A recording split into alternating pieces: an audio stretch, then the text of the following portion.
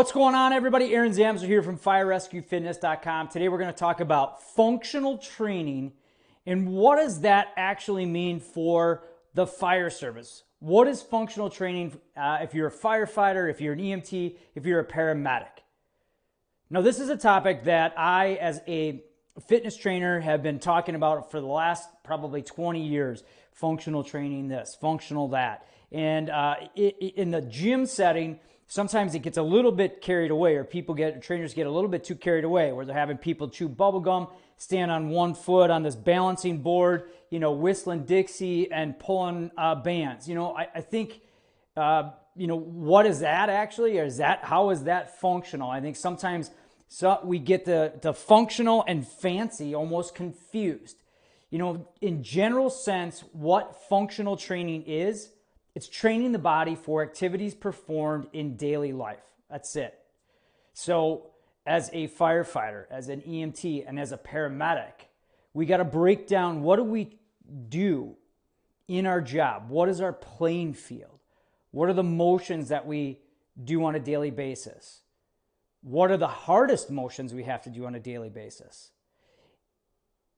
Functional training then means preparing for those particular movements, for those particular calls in this case, and those activities. So you could break it down and look in the terms of a mom or a dad or, a carpenter or, an accountant or whatever it might be. Physically, how do we train that particular person for that job? What we look at, well, moms, a lot of times they're chasing kids around.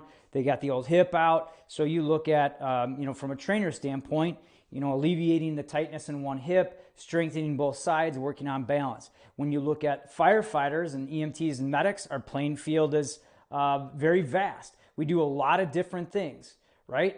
We climb, we carry, we crawl, we push, we pull, we hoist stuff up overhead. We're constantly doing those things repetitively. And then you could throw that we do those things on air. Right? And then when you throw that, on air, then you got to go back and do it again. And in stressful situations.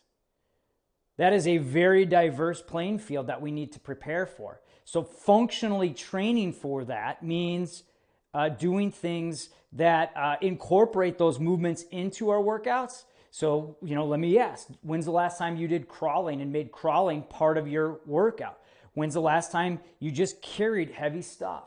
Have you done pushes? Have you done pulls? Have you dragged things around? When's the last time you did that? And then even taking that a step further, do you improve your mobility so you can do those movements? All of those movements that we talked about, the push, pull, carry, climb, sledge, slam, drag, all include core movements, and none of them involve isolating.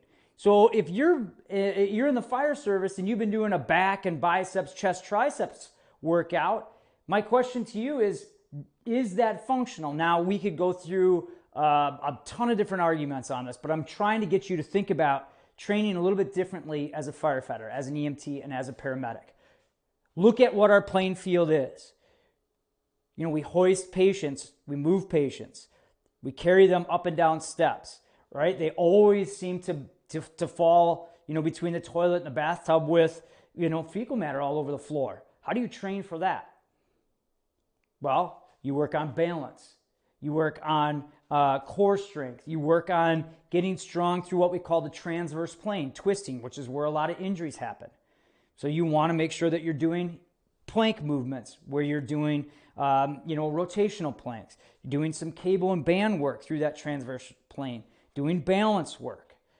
And going back to my full body, at some point you want to make sure that you are training full body. I'm not saying don't go to the chest, tricep, back, biceps, but look at what we do on the playing field and ask the question, how does that correlate? And with FRF, we do have programs that do isolate, but we also incorporate in functional training techniques that include crawling and stairs and cardiovascular work, using them in intervals and stations.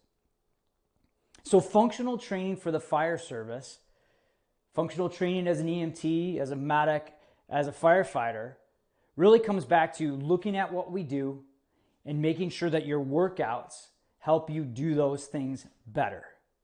And this is just a taste of what we talk about and what we do here on the FRF YouTube channel. You can also tune in on Facebook. I got a podcast.